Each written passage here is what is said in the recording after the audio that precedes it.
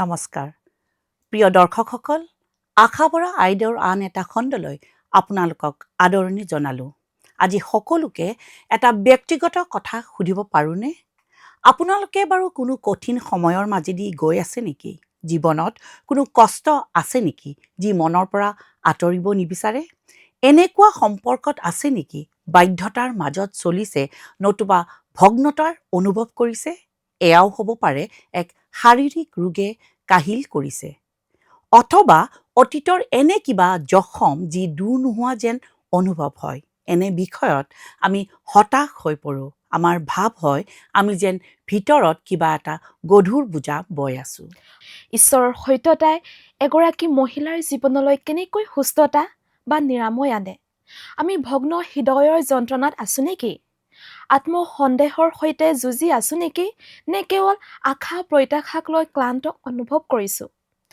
বহুতো মহিলাই নীৰৱে কিছুমান বোজা লৈ ফুৰে, যেনেকৈ কাৰোবাৰ সৈতে নিজক তুলনা কৰা, প্ৰত্যাশিত অনুভৱ, লাজ আৰু হতাশা আদি।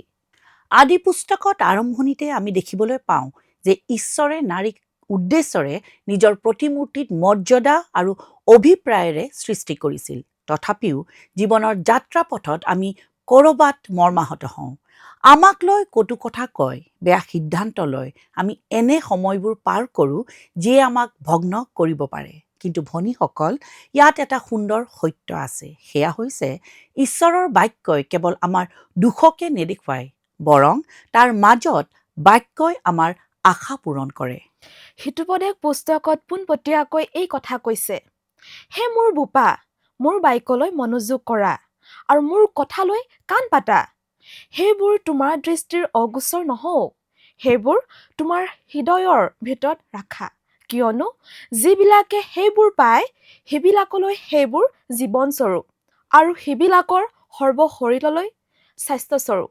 হিতোপদেশ 4:20 পদত লিখা আছে। জানে বাইদেউ, জীৱন আৰু স্বাস্থ্যস্বৰূপ এই কথাষাৰ মোৰ বৰ ভাল লাগে।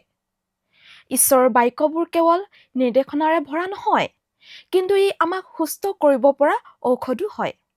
ঈশ্বৰৰ বাক্য আমাৰ জীৱনৰ সকলো ক্ষেত্ৰতে, এনেকি আমাৰ আত্মাৰ গোপন গভীৰ অন্তঃস্থানলৈকে গৈ পায়। শৰীৰৰ বিভিন্ন ৰোগৰ বাবে যেনেকৈ বিভিন্ন ঔষধ থাকে, তেনেকৈ ঈশ্বৰৰ বাক্যই আমাৰ মন, আৱেগ, ইচ্ছাশক্তি, মনোভাৱ, আনকি আমাৰ বিবেক আৰু আচৰণৰ গভীৰ সমস্যাবোৰৰ চিকিৎসা কৰে। তেওঁৰ বাক্যই আমাৰ আনন্দ বৃদ্ধি কৰে, শান্তি পুনৰ প্ৰতিষ্ঠা কৰে, আত্মবিশ্বাস কৰে, ভয়, নিৰাপত্তাহীনতা আৰু উপেক্ষিতা অনুভৱৰ বিৰোধিতা গুৰুতে কৰে। কথাটো ঠিক এনেকুৱা হয়, ডাক্তৰে যেতিয়া ঔষধৰ এখন তালিকাখন দিয়ে, তেতিয়া আমি সকলোবোৰ ঔষধ একেবাৰতে নাখাওঁ আৰু তৎক্ষণাত ফল পাবলৈও আশা নকৰোঁ। আমি নিয়মিতভাৱে তাক গ্ৰহণ কৰোঁ, প্ৰয়োজন হ'লে পুনৰ ঔষধ আনো।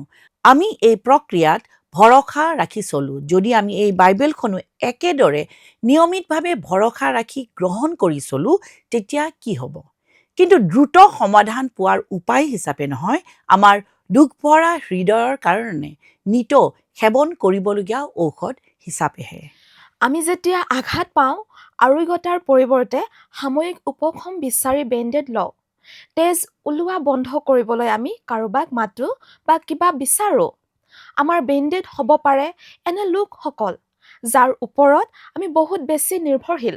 তেওঁ হ'ব পাৰে বন্ধু, প্ৰেমিক বা প্ৰেমিকা, পিতৃ-মাতৃ বা আন সম্পৰ্কীয় কোনোবা।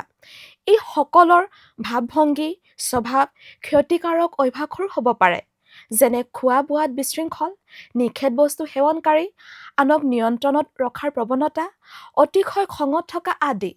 আমি সচৰাচৰ সুস্থতাৰ কাৰণে মানুহক ব্যৱহাৰ কৰোঁ, কিন্তু সেই সমাধানবোৰ অস্থায়ী। এইবোৰে ঘা ভাল নকৰে, কেৱল ঢাকি ৰাখে। অৱশেষত আমি আগতকৈ অধিক বেছিকৈ নিৰাপত্তাহীন, ভগ্ন, আঘাত আৰু দুখ অনুভৱ কৰোঁ। হতাশাত থাকোঁ। আমাৰ মাজৰে বহুতে হয়তো মনৰ ভগ্নতাৰে জীৱন কটাই আছে, নিৰাপত্তাহীনতাত জীৱন অতিবাহিত কৰিছে। সৰু সৰু কথাতো খং উঠে। তাৰ ফলত আমি ভুল বা পাপৰ পথ বাছি লওঁ। অনেকেই বৈবাহিক সম্বন্ধত অনিশ্চয়তা বা জটিলতাৰ সৈতে যুঁজি থাকে। ইয়াৰ কাৰণ হৈছে ক্ষমা কৰিব নোৱাৰা স্বভাৱ, নিৰ্ভৰশীল হোৱা, প্ৰেম আৰু বিশ্বাসৰ অভাৱ অথবা পৰিত্যক্ত অনুভৱ। বহুতে এইটোৱেই বাস্তৱতা বুলি মানি লয়। লক্ষণবোৰ বাহিৰত প্ৰকাশ পায়, কিন্তু প্ৰকৃত ঘা দুখৰ ভিতৰত থাকে। ভাল খবৰটো এইয়ে যে ঈশ্বৰে কেৱল লক্ষণবোৰক ঢাকি নাৰাখে। ঈশ্বৰৰ সত্যতা অধিক গভীৰলৈকে যায়। তেওঁৰ বাক্যই যি ভগ্ন অংশক মেৰামতি কৰে আৰু জোৰা লগাই পুনৰ স্থাপন কৰে। আমি যেতিয়া আমাৰ দুখতকৈ অধিক বৰ মাতেৰে ঈশ্বৰৰ সত্যতাক কথা ক'বলৈ দিম, তেতিয়া আমাৰ জীৱনত সুস্থতাৰ আৰম্ভণ হ'ব পাৰে। কল্পনা কৰক, এগৰাকী মহিলা সুন্দৰ আৰু দীঘল ফুলাম পোছাক পিন্ধি জীৱনৰ পথত আগুৱাই গৈছে। পোছাকযোৰ কেৱল তেওঁৰ বাবেই ডিজাইনেৰে বনাইছে। দীঘল পোছাকযোৰে আৰম্ভণিতেই বৰ নিখুঁতভাৱে তেওঁক মনাইছিল। কান্ধত কম পৰিমাণৰ বোজা, ভৰিৰ চাৰিওফালে স্বতন্ত্ৰতা, স্পৰ্শ নকৰা আৰু আনন্দত মতলীয়া হোৱা সেই পোছাক। কিন্তু জীৱনৰ বিভিন্ন পৰ্যায় আৰু সম্পৰ্কবোৰৰ মাজেৰে যোৱাৰ সময়ত পোছাকত নানান দাগ লাগিবলৈ ধৰিলে। সৰু কালতে পোৱা কঠোৰ গালিটো কাঁইটৰ দৰে তেওঁৰ পোছাকৰ পাতলিত লাগি আছে। এজন বিশ্বাসঘাতকে তাৰ হৃদয়ৰ ওচৰত এটা কলা দাগ লগাই গ'ল। আনৰ লগত কৰা তুলনা, বৈষমতা, অসমকক্ষতাৰ ঘঁহনিত ঠায়ে ঠায়ে কাপোৰটো জহি খহি গৈছে। ব্যৰ্থতাবোৰে দকৈ সাজ বহুৱাইছে। অৱহেলা প্ৰত্যাখ্যানৰ বোকাবোৰ পোছাকৰ ওপৰত ইফালে সিফালে ছিটিকি পৰিছে। প্ৰথম অৱস্থাত দাগবোৰ চকুত পৰাত সেইবোৰ আঁতৰাবলৈ তেওঁ চেষ্টা কৰে। কিছুমান দাগ সহজতে উঠি যায়, কিন্তু আন কিছুমান সূতাৰ মাজত জকপকাই লাগি গৈছে। সময় বাগৰাৰ লগে লগে অন্যান্য বিষয়বোৰো তাত যুক্ত হৈছে, যেনেকৈ ভুল সিদ্ধান্ত লৈ লজ্জিত হোৱা, নিজক অযোগ্য অনুভৱ কৰি অসুৰক্ষিত ভাৱ অহা, কোনেও দেখা নোপোৱা, নীৰৱে সহন কৰা মনোকষ্টবোৰ। সেয়েহে পিন্ধি থকা পোছাকযোৰ ক্ৰমান্বয়ে গধুৰ হৈ আহিছে। এটা সময়ত পাতল পোছাকটো আগৰ দৰে পাতল নোহোৱাত লৰচৰ নকৰা হ'ল। এটা সময়ত মুক্তভাৱে আৰু স্বাচ্ছন্দ্যময় হৈ বতাহতে উৰি আছিল। এতিয়া তেনে নহয়। বৰ্তমান পোছাকযোৰ বাধা আৰু ক্লান্তিৰ বোজা যেন হৈছে। অৱশেষত তেওঁ পাহৰি গ'ল পোছাকটো নতুন অৱস্থাত কেনেকুৱা আছিল। তলৰ ফালে চাই মানি ল'লে যে দাগবোৰ কাপোৰৰ ডিজাইনেৰে অংশ হয়। এনে মিছাৰ ওপৰত বিশ্বাস কৰিবলৈ ধৰে যে দাগবোৰেই যেন তেওঁৰ প্ৰকৃত পৰিচয়। তেওঁ নিজেই সেই দাগ হয়, ফাটি যোৱা অংশ হয়, উভলি যোৱা সূতা হয়। কিছুমান দাগ লুকাবৰ কাৰণে তেওঁ খোজ কাটলৰ অভ্যাস সলনি কৰি লৈছে। নিজৰ সত্তাটোক তেওঁ ভিতৰৰ ফালে ভাঁজ কৰি ধৰি ৰাখিছে, যাতে আনে সেই বিবৰ্ণতা, ৰং সলনি হোৱাটো দেখা নাপায়। তেওঁ বহুত সাৱধানতাৰে চলা-ফুৰা কৰে, ভয়ে ভয়ে থাকে। যদিহে কোনোবাই খুব ওচৰৰ পৰা তেওঁক চায় আৰু যিহক তেওঁ ভয়েৰে এৰাই চলে, তেওঁলোকে নিশ্চিত হ'ব যে তেওঁ ত্ৰুটিপূৰ্ণ হয়, যাক মেৰামতি কৰি পুনৰ নিৰ্মাণ কৰা অসম্ভৱ। সত্যটো হ'ল পোছাকত কেতিয়াও কোনো সমস্যা নাছিল। শালত বওঁতে ইয়াৰ লগত কেতিয়াও কাঁইটবোৰ বোৱা হোৱা নাছিল। সেইবোৰতো কেৱল পথত বাহিৰৰ কোনো উৎসৰ পৰা আহি পোছাকত জকপকাই লাগি ধৰিলে। দাগবোৰ আচাৰ একনিৰ দৰে ওপৰত আহি লাগিল। সেইবোৰ কাপোৰখন বোৱাৰ অংশ নাছিল। এই মলিন আৰু ক্ষতিৰ পোছাকৰ তলতে মূল কাপোৰখন এতিয়াও আছে। সেয়া এক শক্তিশালী, উদ্দেশ্যমূলক আৰু মূল্যৱান অস্তিত্ব। ধৈৰ্য সহকাৰে যত্ন ল'লে, পৰিষ্কাৰ কৰি আৰু ধীৰে ধীৰে ঠিক কৰাৰ চেষ্টাৰে সময়ৰ সৈতে জমা হৈ থকা সেই আৱৰ্জনাবোৰ আঁতৰাই পেলাব পাৰি। বোজাবোৰ নমাই পেলাব পাৰি। পোছাকযোৰে আকৌ প্ৰাণ পাই উশাহ ল'ব পাৰে। অতীতৰ দুখ বেদনাই জীৱনত চুই গ'লেও সেয়া কেতিয়াও তেওঁৰ প্ৰকৃত পৰিচয় নাছিল। বহুতো মহিলাৰ মতামত জনাৰ পিছত লগতে নিজকো অন্তৰ্ভুক্ত কৰি কিছুমান সাধাৰণ ক্ষেত্ৰ মন কৰিলোঁ, য'ত পূৰ্ণতা পাবলৈ আৰু সম্পূৰ্ণ হ'বলৈ আমি গভীৰভাৱে ঈশ্বৰৰ স্পৰ্শৰ প্ৰয়োজনীয়তা বোধ কৰোঁ। প্ৰথমটো হৈছে হৃদয়ৰ ক্ষেত্ৰ। আমি বহুতেই নানান দুশ্চিন্তা আৰু অস্থায়ী কথাবোৰলৈ ব্যস্ত থাকোঁ, যেনেকৈ বিল পৰিশোধ, সম্পৰ্ক টিকি থাকিবনে নাই, বিয়া হ'বনে নাই, সন্তান হ'বনে নহয়, মানুহে আমাৰ বিষয়ে কি কৈছে বা দেখাত কেনে লাগিছে ইত্যাদি ধৰণৰ। এইবোৰে মানসিকভাৱে ক্লান্ত কৰে। একেবাৰে সঁচা কথা বাইদেউ। কলচীয়াসকললৈ লিখা পত্ৰত পৌলে কৈছে, পৃথিৱীৰ কথা নাভাবি ওপৰৰ কথা ভাবিবা। কলচীয়া 3:2 লিখা আছে। ইয়াৰ বাবে ঈশ্বৰৰ স্পৰ্শৰ প্ৰয়োজন। জগতে যি হওক গুৰুত্বপূৰ্ণ বুলি ভাবে, সেইবোৰৰ প্ৰতি আকৰ্ষিত হৈ খামচি ধৰি ৰখাৰ আমাৰ প্ৰৱণতাক ঈশ্বৰে লাহে লাহে ঢিলা কৰিব লাগিব আৰু আমাৰ দৃষ্টি অনন্তকালৰ বিষয়বোৰলৈ ঘূৰাব লাগিব। এতিয়া দ্বিতীয়টো ক্ষেত্ৰ হৈছে আমাক সুস্থতাৰ প্ৰয়োজন। সেয়া হৈছে আমাৰ মনৰ সুস্থতা। আচৰিত কথাটো হৈছে অনেক মহিলাই ঈশ্বৰক ভাল পায়, সঁচা, অথচ জগতে যিদৰে উদ্বিগ্নতা, তুলনা কৰাৰ প্ৰৱণতা, নেতিবাচক চিন্তা আৰু ভীতিপূৰ্ণ চিন্তা কৰে, তেওঁলোকেও ঠিক সেইদৰেই চিন্তা কৰে। সেইবাবেই আমাৰ বাবে ৰোমিয়া 12:2 অতি শক্তিশালী। ইয়াত লিখা আছে, আৰু তোমালোক জগতৰ অনুৰূপ নহবা, কিন্তু যিহতে ঈশ্বৰৰ ইচ্ছা অৰ্থাৎ উত্তম, গ্ৰহণীয় আৰু সিদ্ধকেইটাক পৰীক্ষা কৰি জানিবা। তাৰ কাৰণে তোমালোকে নতুন মন কৰাৰ দ্বাৰাই আন ৰূপ ধৰা। ইয়াত কোৱা হৈছে আমি যেন জগতৰ আচৰণ ৰীতি নীতিক অনুসৰণ নকৰোঁ, বৰঞ্চ আমাৰ চিন্তাধাৰা সলনি কৰি জীৱনক পৰিৱৰ্তন কৰাৰ সুযোগ ঈশ্বৰক দিওঁ। ৰূপান্তৰ বা পৰিৱৰ্তনৰ আৰম্ভণি হয় মনৰ পৰা। যেতিয়া আমাৰ চিন্তা, বিচাৰধাৰাৰ পৰিৱৰ্তন হয়, তেতিয়া সকলো সলনি হয়। তৃতীয়টো ক্ষেত্ৰ হৈছে আমাৰ মুখখন, অৰ্থাৎ কথা-বাৰ্তা। আমি সকলোৱে জানো এইটো আমাৰ কিমান গুৰুত্বপূৰ্ণ অংগ। বিশেষকৈ আমি মহিলাসকলে কথা পাতি বৰ ভাল পাওঁ। আমাৰ মুখৰ কথাত বিশাল শক্তি আছে। আমাৰ কথাৰ সহায়ত আমি কাৰোবাক গঢ়িবও পাৰোঁ বা ভাঙিবও পাৰোঁ। পৰচৰ্চা, সমালোচনা, কটু কথা, ব্যংগ বিদ্ৰূপ বা ৰুহ মন্তব্য দিয়াৰ দৰে কথাবোৰ ঈশ্বৰৰ ওচৰত আমি সমৰ্পিত নহ'লে খুব সহজেই আমাৰ মুখৰ পৰা সেইবোৰ ওলাই আহিব পাৰে। কিন্তু যেতিয়া ঈশ্বৰে আমাৰ জীৱনক স্পৰ্শ কৰে, তেতিয়া আমাৰ মুখৰ কথাবোৰ ক্ষতিকাৰক নহয়, তাৰ পৰিৱৰ্তে সুস্থদায়ক হৈ উঠে, আঘাত নিদি উৎসাহ যোগায়। চতুৰ্থটো গুৰুত্বপূৰ্ণ ক্ষেত্ৰ হৈছে আমাৰ শৰীৰ।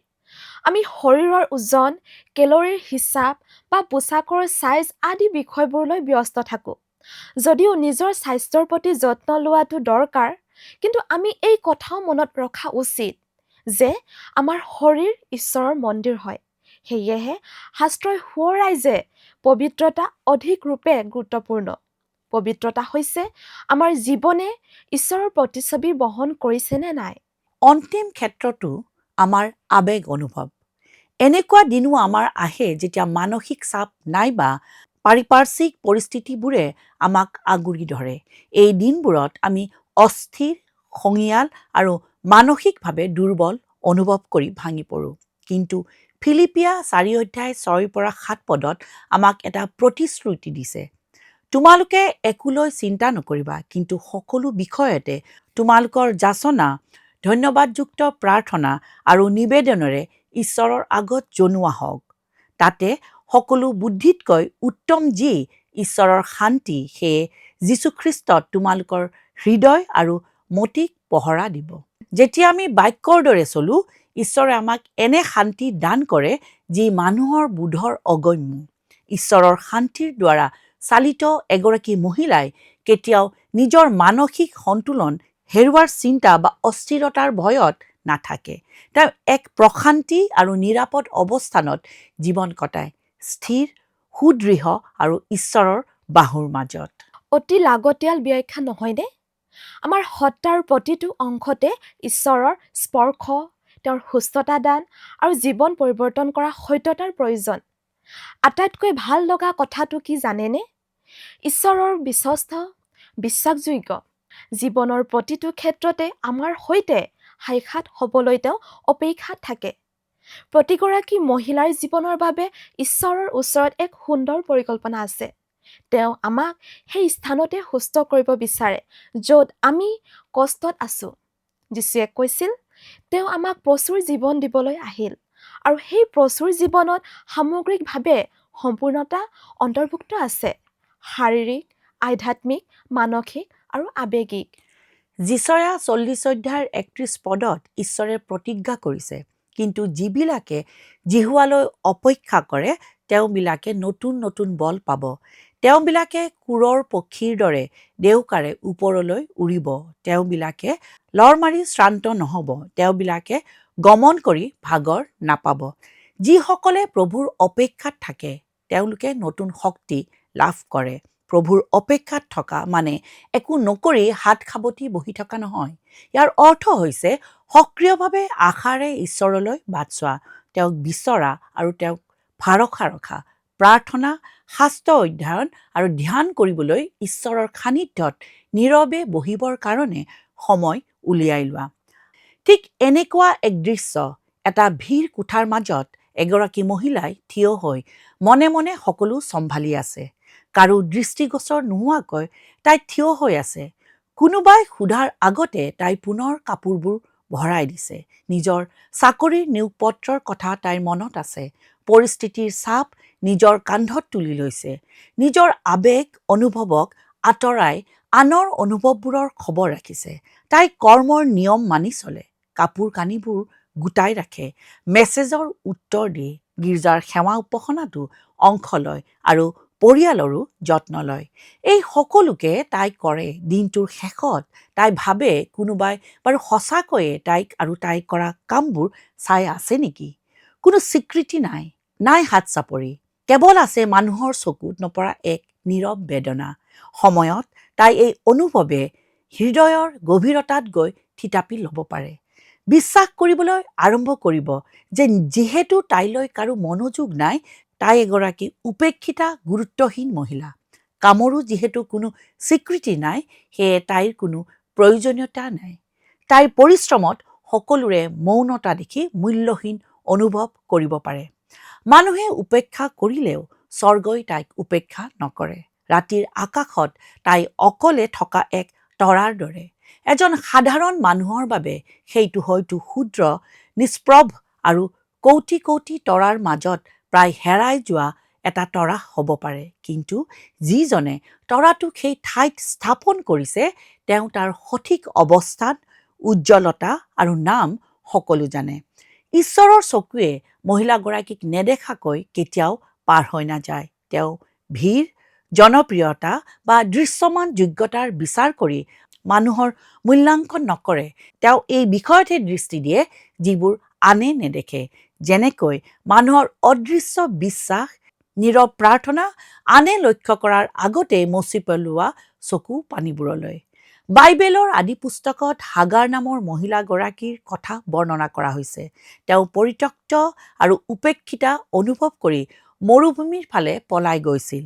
অকলশৰীয়া আৰু গৰ্ভৱতী হাগাৰৰ এনে লাগিছিল যে তেওঁ জীয়াই থাকক বা মৰক এই লৈ কাৰো মূৰ কামোৰণি নহয়। কিন্তু আমি জানো সেই জনশূন্য মৰুভূমিত ঈশ্বৰে তেওঁক ব্যক্তিগতভাৱে সাক্ষাৎ কৰিলে।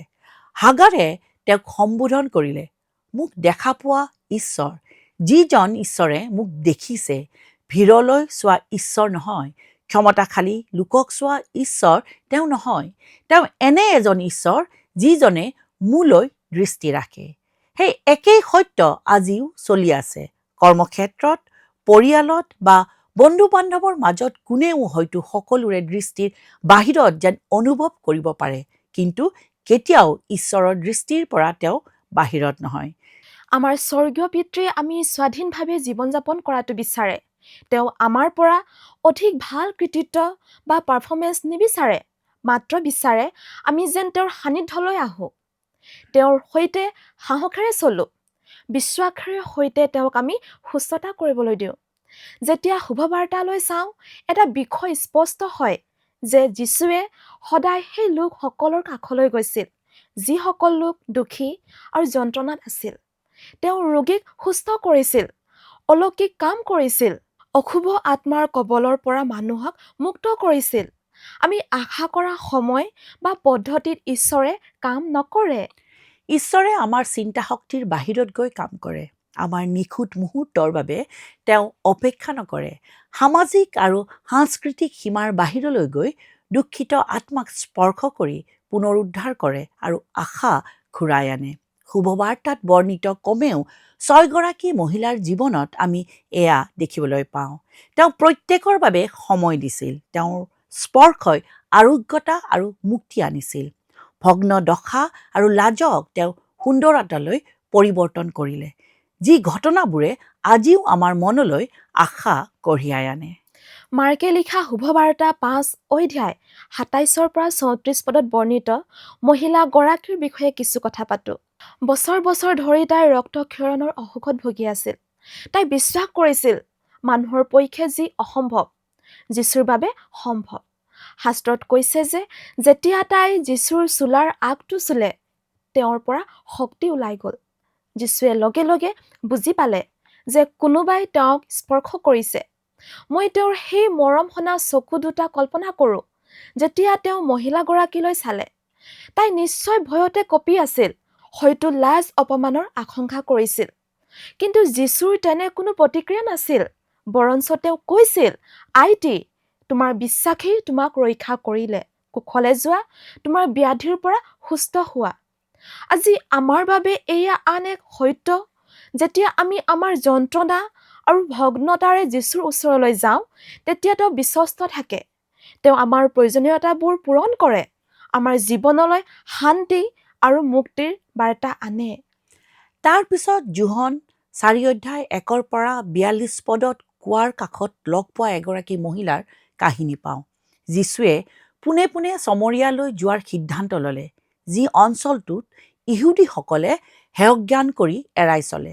কিন্তু যীশু গৈছিল সেইদিনা দিনৰ প্ৰখৰ ৰ'দত অকলে থকা এগৰাকী মহিলাক লগ কৰিবলৈ। তেওঁ কেৱল পিবলৈ পানী বিচৰা নাছিল, কিন্তু সম্পৰ্কৰ এখন নতুন দুৱাৰো মুকলি কৰিলে। সেই ঠাইতে যীশুৱে তাইক জীৱন জল দিলে, যিয়ে তাইৰ জীৱন, ভৱিষ্যত আৰু আনকি তাইৰ সম্পূৰ্ণ সমাজখনকে সলনি কৰি দিলে।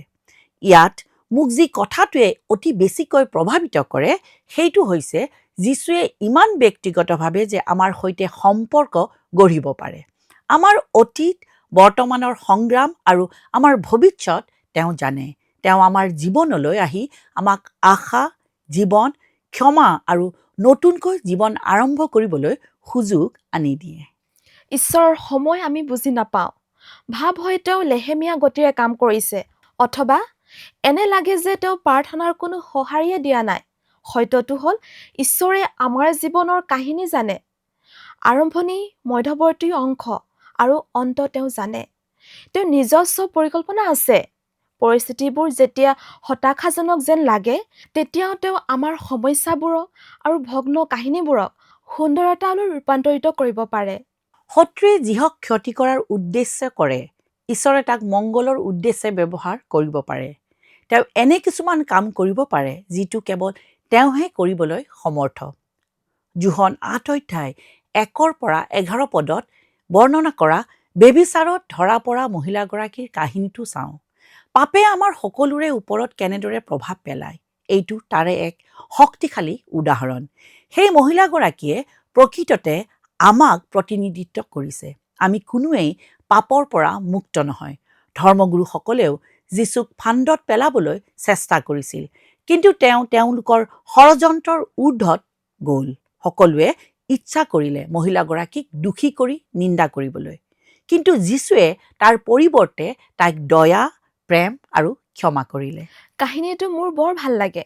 ইয়াত কোৱা হৈছে কেনেকৈ যীশুৱে অভিযোগকাৰীসকলৰ সন্মুখত মৌনভাৱে আছিল। তাৰ পিছত তেওঁৰ উত্তৰত কিমান জ্ঞান প্ৰকাশ পালে, আৰু শেষত তেওঁৰ কথাবোৰে পোনে পোনে মহিলাগৰাকীৰ হৃদয়ৰ গভীৰতাক স্পৰ্শ কৰিলে। ময়ো তোমাক দোষী নকৰোঁ, যোৱা, এতিয়াৰ পৰা আৰু পাপ নকৰিবা। ইয়াৰ পিছত কি হ'ল আমি সঠিককৈ নাজানো, কিন্তু ইমানেই জানো যে তেওঁ তাইক জীৱনত এক নতুন উদ্দেশ্য দিলে। তেওঁ তাইক লাজ দিয়া নাছিল, বৰঞ্চ তাইৰ জীৱনলৈ আশা আৰু আৰোগ্যতা আনিলে। মোৰ বিশ্বাস যে জীৱনৰ বাকী দিনবোৰত তাই নিশ্চয় যীশুৰ আজ্ঞাবোৰ মানি চলিছিল। তাই এক মুক্ত ঠাই বিচাৰি পালে যীশুৰ চৰণত। যেতিয়া আমি উদ্ধাৰকৰ্তাৰ চৰণত মূৰ দুৱাওঁ, আমাৰ জীৱন পৰিৱৰ্তন হয়। সত্যটো এই যে যীশুৱে আমাক আত্মিকভাৱে সুস্থ কৰিবলৈ আৰু পাপৰ পৰা মুক্ত কৰিবলৈ আহিছিল। তেওঁ আমাৰ পৰিত্ৰাণকৰ্তা আৰু ৰক্ষাকৰ্তা। যদি আমি আজি ভয়, দুশ্চিন্তা, পাপ বা কঠিন সংগ্ৰামৰ গাঁতত পৰি অন্ধকাৰত আছোঁ, তেন্তে আমি যীশুৰ ফালে মূৰ তুলি চাওঁ হওক। তেওঁ আমাক দোষী নকৰিব, তেওঁ আমাক লজ্জিত নকৰিব, তেওঁ আমাক ক্ষমা আৰু অনুগ্ৰহ দান কৰে, উঠাই তুলি ধৰে আৰু আগুৱাই যাবলৈ এক নতুন আৰম্ভণিৰ সুযোগ দিয়ে। তেওঁৰ শক্তিতে আমি শক্তিশালী হওঁ। ঈশ্বৰৰ উদ্দেশ্য আমাক সুস্থতা দিয়া, পুনৰ প্ৰতিষ্ঠা কৰা আৰু মুক্তি দিয়া। তেওঁ নিবিচাৰে যে পাপ, ভয়, যন্ত্ৰণা বা ভগ্ন হৃদয়ৰ দাসত্বত কোনোবা জীয়াই থাকক। সৃষ্টিৰ আদিৰে পৰাই তেওঁ এজন আৰোগ্যকাৰী ৰূপে কাৰ্য কৰি আছে, শাৰীৰিক, আৱেগিক আৰু আধ্যাত্মিকভাৱে। যীশুৱে আমাক এটা সাহসী প্ৰশ্ন কৰিছে, তুমি সম্পূৰ্ণ সুস্থ হ'ব বিচাৰানে? আৰু এই প্ৰশ্নৰ উত্তৰৰ বাবে আমাৰ প্ৰয়োজন সক্ৰিয় অংশগ্ৰহণ আৰু সদিচ্ছা। আমি আমাৰ দুখ, লাজ আৰু আঘাতবোৰ তেওঁৰ ওচৰলৈ আনিব লাগিব। তেতিয়াহে তেওঁৰ আৰোগ্যতা, সত্য আৰু প্ৰেমেৰে তেওঁ আমাৰ কাষত থিয় হয়। তাৰ পৰাই প্ৰকৃত পূৰ্ণতাৰ আৰম্ভ হয়। বাইবেলৰ যিবোৰ কাহিনী আলোচনা কৰিলোঁ, মনত ৰাখক, যীশুৱে অসুস্থ, ভগ্ন হৃদয়, পৰিত্যক্ত আৰু লজ্জিত সেই মহিলাসকলক ঠিক তেনে অৱস্থাতে লগ পাইছিল আৰু তেওঁ তেওঁলোকক সুস্থ কৰিলে, ক্ষমা কৰিলে আৰু পুনৰ প্ৰতিষ্ঠা কৰি নতুন জীৱন দিলে। সেই একেজনা যীশু আজিও জীৱিত আছে। হয়, যীশুৱে সকলো নতুন কৰিব পাৰে। আজিৰ অনুষ্ঠানটো চাই থকা প্ৰতিগৰাকী মহিলাই এই সত্যটোক মনত ৰাখিব যে ঈশ্বৰে আমাক চাই আছে, তেওঁ আমাক প্ৰেম কৰে আৰু আমি তেওঁৰ দ্বাৰাই পূৰ্ণতা পাব পাৰোঁ। আশা কৰোঁ আপোনালোকে আশীৰ্বাদ প্ৰাপ্ত হৈছে আৰু উৎসাহিত হৈছে। অহা সপ্তাহত পুনৰ লগ পোৱাৰ আশাৰে আজিলৈ বিদায় মাগিলোঁ। নমস্কাৰ।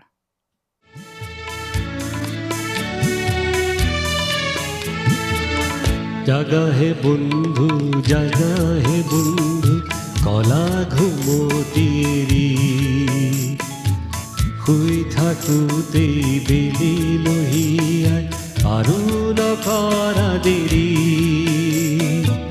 জাগা হে বন্ধু, জাগা হে বন্ধু, কলা ঘুমতিৰি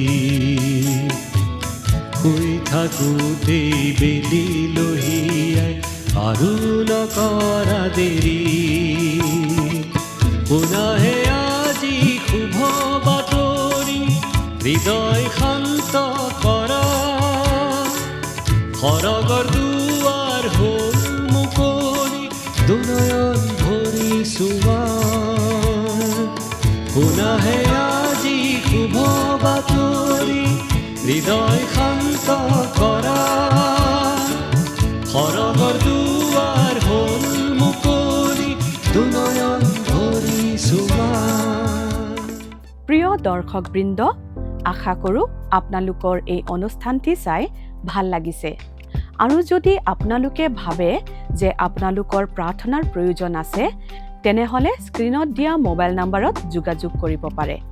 আৰু যদি আপোনালোকে এই অনুষ্ঠানটিৰ পৰা উপকৃত হৈছে, তেন্তে অনুগ্ৰহ কৰি আমাক 0444908151 নম্বৰত মিছড কল দিয়ক।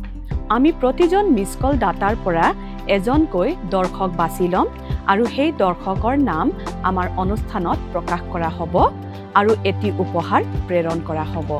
মই নাম্বাৰটো আকৌ এবাৰ কৈ দিছোঁ, 0444908151।